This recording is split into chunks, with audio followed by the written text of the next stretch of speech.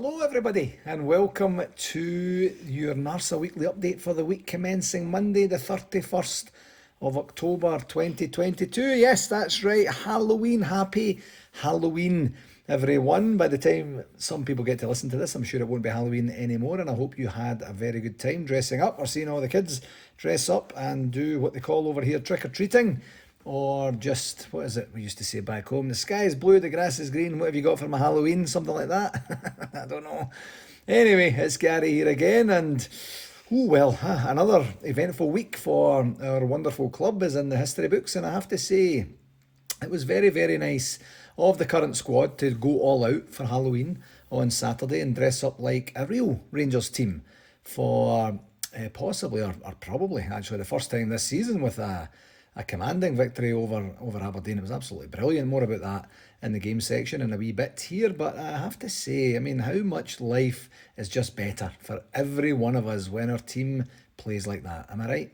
You know, we were brilliant from the very beginning, and when us as a support see the team do what they did in the manner that they did it from the very outset of the game, no less, then just wow, like wow, what an absolute difference it makes to the team, to the fans, to the opposition, and to the general atmosphere that we live in. Such a big difference. So really happy that we've kind of proven that even despite the injuries that we're experiencing right now, that we know that's been the biggest frustration, hasn't it? Like we know the team has a performance like that in them, and you know they consistently can do that as well. So a whole bunch of importance attached to that particular game and performance and result that I think is going to bode as well for the remainder of the domestic season. Anyway, let's get through the games as quickly as possible for this past week, especially the first one. We did have two games, one in the Champions League, one in the Scottish Premiership. And firstly, despite Napoli resting some key starters, they still had too much for us in the game. And unfortunately, it looked like it was all over, didn't it? You know, within about 16 minutes as they raced to a 2-0 lead with more kind of dodgy defending, I have to say, and we did create more chances in this game than we have done maybe in the previous Champions League games that we have, maybe apart from the kind of first half against Napoli at Ibrox and Liverpool at Ibrox as well. And unfortunately, if Alfie was the Alfie of a couple of seasons ago, we could have at least got one on the board and made the scoreline look a wee bit more respectable, but honestly, I think that might have just wound them up a wee bit more, and they might have just done a Liverpool to us and brought on all the first team folks, and then just smashed us. So maybe 3-0 is fair dues. Let's just say that. I'm not going to say too much more about the game. We knew what we were expecting, and we kind of got what we were expecting. So that's just one of these things for this campaign. The positives. It wasn't at Liverpool. It wasn't 7, and we did create some chances, as I said. And we now only have one game to go in this kind of tough Champions League group that we've had to get ourselves re-indoctrinated back into the Champions League fold. It's not worked out anywhere near the way that we were hoping it would, of course. Negatives, of course, the result. John Lundstrom getting another booking to put him out of the final match against Ajax tomorrow is also a bit of a downer, and not getting the goal was a wee bit of a pest as well. I think it would have been nice to have put one on the board over there as well. And on the referee watch, I don't recall the referee doing anything untoward that was annoying that I can recall. Anyway, I watched most of the game through my fingers covering my eyes, to be dead honest. So the ref gets a 7 out of 10, and we'll just move on and forget that match ever took place. Our second game was Saturday's 4-1, a brilliant home win against Aberdeen. And as I mentioned earlier, I reckon that has to be one of, if not our best performance of the entire season. You know, we had 70% of the possession, we had 24 shots, 13 on target, and the goal we lost aside, we were just dominant and relentless for the entire match, you know, all at the same time. It was just fantastic. And we all knew a little leading up to this one, it was a huge game for Giovanni and his management team, and man, did they deliver. I'd heard that there were some team meetings earlier last week, just with the players, my understanding is, or maybe there was more than that, but certainly the ones that I heard about was with the players, and maybe that's just what they needed, because everyone to a man had upped their intensity and performance levels for this one, and what do you know? No booing them off the pitch for this one, which must have been music to their ears, I'm sure. We were just absolutely brilliant in the entire game, and just a great performance, a great attitude, a great display, and a great result as well. You know, positives from that game, the entire performance really was a positive. Fashion Sakala was brilliant, grew into the game more and more and more as time was going on. And you know what? I mean, he might be a really good option for us on the right hand side. We kind of struggle on the right hand side, and not too much comes down, especially with Tav being so out of form this last wee while. So to have some potency and attack on the right hand side was very refreshing. I thought Malik Tillman was back to doing what we know he can do. He was great putting himself about and really just breaking up a whole bunch of stuff and creating some chances as well. James Sands, I think was also worthy of special mention as well. I mean, quite literally everyone really put in a shift, and you could see everyone's intensity. You know, Tav was back, very unfortunate with the penalty. You know, tried to get it too precision and just hit the post, but got on the goal sheet anyway and the score sheet anyway, which was great. Everyone seemed to play to their strengths. Everyone seemed to know exactly what the job was, and just really apply it from the beginning, and we were just absolutely worthy winners. Negatives, our defending for their goal was just a horrendous error, or actually a comedy of horrendous errors on a few fronts. But for our captain to just stop and not play to the whistle, it was just bizarre, wasn't it? Like, it was nothing short of bizarre. Just one of those where you kind of scratch your head a wee bit and don't overdo it with the criticism and just move on and make sure that doesn't happen again. I haven't seen anything like that. We've seen some bad defending this season in particular, but I haven't seen that schoolboy stuff where we just stop because the guy goes down, shouts, and then Tav just reacts to the shout without even thinking, and then the boy smashes it in. Thankfully, it wasn't material, but it wasn't something that we would want to see again anytime soon. And losing Ben Davies and Vid van Yilmaz to injury was another issue for us, of course. I mean, Yilmaz, you're a very dynamic player, very direct player as well, and just a big difference from Borna, who, you know, looks up and seems to see problems all the time, whereas Yilmaz looks up and sees opportunity all the time, and to lose him so early to the injury, I never even caught it at the time. Someone actually, Big Jamie had come into the pub on the weekend there and said that he was watching it on his phone. He was a wee bit late coming in, and he says, "What happened to Yilmaz?" And I was like, "What do you mean?" I guess I must have tuned out for a wee bit, but yeah, he was gone, so that wasn't great, and it just adds to the existing injury woes that we already have, so that's not so good. And the only other negative I'd say was the fact that we only scored 4 goals in the game. The chances we created and didn't score really should have made for a much more emphatic afternoon for us, and it wouldn't have been a stretch to be sitting here talking about a 6 or 7-1 victory. I don't think, you know, with the way that we played in the game and the chances we created and some of the misses and then some of the saves by their goalie. But being absolutely fair, it wasn't for the lack of trying or dropping of intensity levels or anything like that during the game. The boys plugged away for the full match, so credit where it's due. We'll probably play way worse than that and score more goals sometimes in games as well, so we'll take that against a game that was supposed to give us a wee bit of hassle and a wee bit of troubles as well. The referee watch, it's kind of apparent, isn't it, that VAR is going to take a wee bit of getting used to for a whole variety of reasons. For me, you know, mostly it just takes way too long to make a decision, you know, and Nick Walsh completely misses their handball for the penalty. So blatantly obvious, and you know, he's looking right at it, and of course Tav, as I mentioned earlier, they missed the penalty. But the credit to VAR for picking that one up and saying, you know, go and have a look at it, and then credit to him for going and looking at it and then changing his mind. Of course, and I thought that we got away with Alfie's goal, as I thought that Sakala was offside in the lead up to that, but they gave it, so that's okay, I guess, and it didn't influence the outcome of the match anyway. But yeah, just it takes a wee bit too long, and it really kind of can interrupt the flow as well. But all in all, for a combined ref and VAR show, what do we give it? I don't know, 6. Give him a 6 for Saturday's performance out of 10. 2 games this week, starting with tomorrow's UEFA Champions League 6th game. 6th and final game in the Champions League for this season for us, and it's at home to Ajax, where it would be great to finish off with a win. I think it's like a couple of £1 million that we get, like £2.5 million. that we get for the win. So very, very material for us. And, pipe dream, here we go. Of course, we could win by 5 goals and qualify for the Europa League, but being a wee bit sensible and reasonable, I'd simply take the 3 points and the financial rewards that go with that, and then chalk down the Champions League season 22-23 down to experience for this season. And tomorrow's game is a 4 p.m. Eastern Standard Time kickoff, and that's 8 p.m. in the UK, and that's because the UK's clocks went back last night in the UK, so we've got a week where we are an hour closer here in the North America, on the North American shores, I should say, to the UK, and that doesn't affect our second game, which is away to St Johnston on Sunday morning, the 6th of November, and that's a 7 a.m. back to the regular 5 hours of a difference between the Eastern Standard Time and the UK time.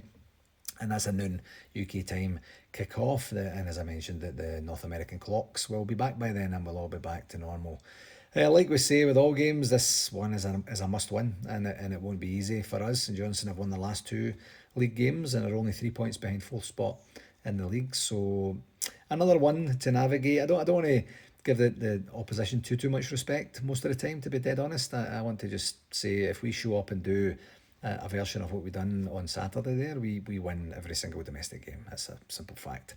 For RTV, no issues that I know about from the weekend there, so another successful day for us on that front, which is great, because I don't know that Alan McWatt would have been all over the mistake or the challenges anyway, because he's on holiday right now. Sent us some photographs from, I think it was Covent Gardens on the weekend there as well, so I think he's away having a bit of a time of it. I don't know if it's for work or for pleasure, but safe travels anyway, Alan. For shout outs this week, I did want to acknowledge the first anniversary of the passing of club legend and my best pal Walter Smith, which was last week on the 26th. I never even mentioned it on last week's update because I didn't know, actually. I didn't realise it was so soon. I just can't believe it's a year already on. And on the day of the anniversary, the club announced, on the first anniversary of his passing, Rangers Football Club are today pleased to announce a statue of legendary manager Walter Smith has been commissioned to commemorate his incredible achievements at the club. In the modern era, nobody contributed more to Rangers than Walter. He served as assistant manager, and chairman, with his spells as manager yielding an incredible 10 top-flight titles, 5 Scottish Cups and 6 League Cups as well. So very well done, very well deserved as well. And I believe that is going to be, did it mention it there? It's going to be over at the Copeland Road end of the stadium. So you can either go and see John Gregg at one side, or you can go and see Sir Walter at the other side when it's going to be done. I'm looking forward to seeing that one. That'll be an absolute beauty and a fitting tribute from the club there. From a convention update, I can officially confirm that it's 227 days and 32 weeks until Toronto Midtown host the biggest bash of the overseas Rangers calendar next year. It's fair drawing in, I'll tell you that. And quite honestly, there's not too much of an update from last week. We've had the bookings opened to our members now for just over a week, and that's great, that everyone has got what they want. We had a couple of challenges and issues with the hotel rooms, primarily being you don't get to select your room. You'll find out what room you get when you get there, which isn't good if people are sharing with friends or family or stuff like that they're not going to be sleeping in the same, or don't want to be sleeping in the same beds. And the second one, I'm taking a bit of a blank here now. The second one was availability. My apologies.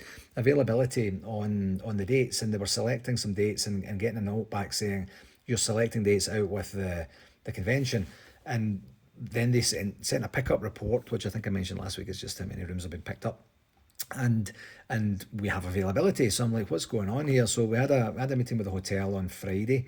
They've been exchanging voicemails, actually not exchanging voicemails, I was leaving voicemails all week for the lassie over there, and finally got a chance to chat with her on Friday. They have adjusted their system at the end to only include dates for the convention, so there shouldn't be any hassle with the availability of the rooms. And we've got a bunch of double rooms added to the block availability as well, so you should be able to order two double beds when you get there, when you get to the booking part of the site as well. So the contract is structured in such a way that we've got what's called run of the house rooms, which isn't guaranteed to be double rooms. It's typically just 3 to a room maximum, which would be a king or a queen bed, and then maybe a cot or something like that. So it's never really been an issue before, and it probably is not going to be an issue come convention time as well. But we just need to be clear. So we've got more of those added to the block for now. So once we get it out there, and that will hopefully, I won't do it tonight since it's Halloween, and then we'll just move, we'll move on the public sale for that hopefully tomorrow or Wednesday, and get that out there. Maybe stay away from tomorrow since it's Champions League day, and figure that out. And just a wee interesting tidbit that maybe I should have done it on the shout out. Today is my 18th anniversary of immigrating to Canada. Yep, 2004, the 31st of October. Came over here dressed as a wee half-drunk Scottish guy, I guess. So yeah, so that's I'm going out tonight to have a wee bite of dinner with my love, and maybe see a movie and stay away from all the people begging for chocolate and sweeties over here as well. So that's where we're at with the hotel rooms, and of course just another reminder that the Holiday and Flight Centre have their full packages for sale.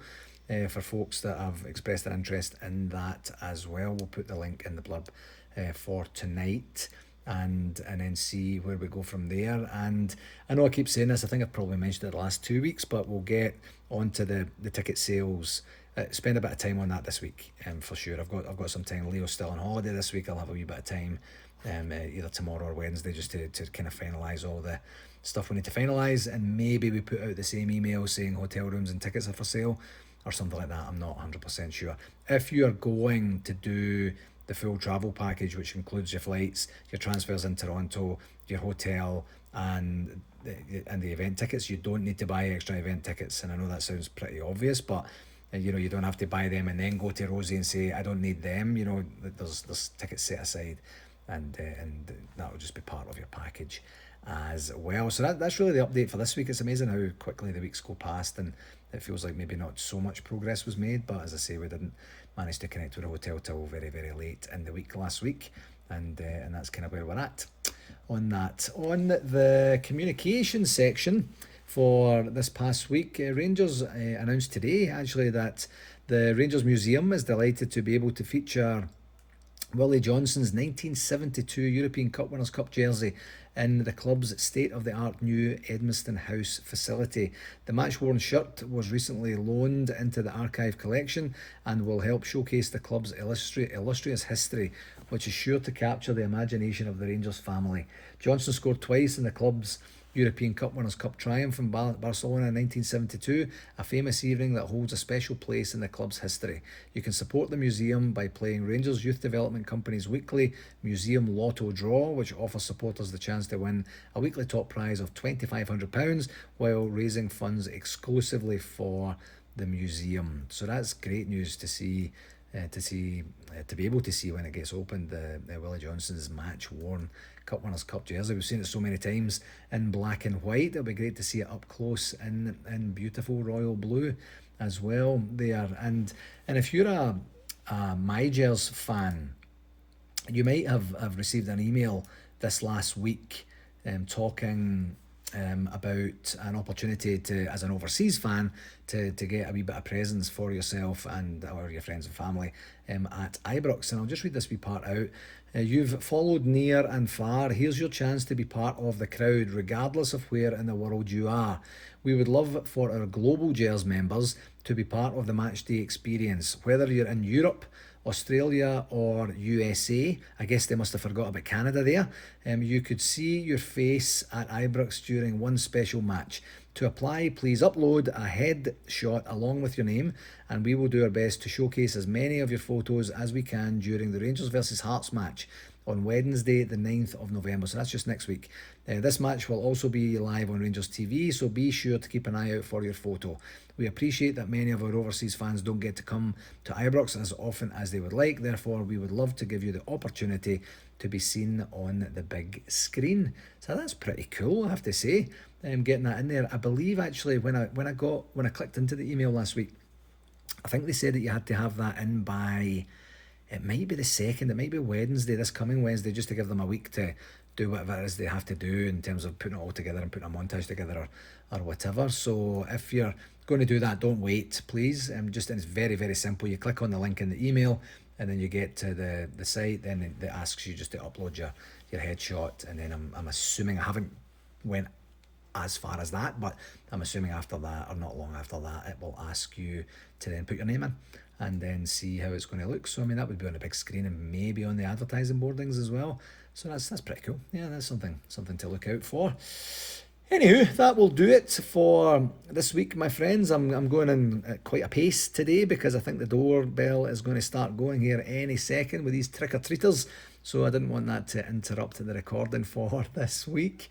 So as always, I can't thank you enough for taking the time to listen, and please do share it with whomever you think might enjoy it and look to pass the time away with some Rangers content. And until next week, here's to a strong showing in the final Champions League game and most likely our final European game of the current campaign, and continuing the Aberdeen-like performance on Sunday to continue to stay in touch at the top of the table. Until next week, my friends, please do take care of yourself and all the very best, okay? Take care. Cheers. Bye.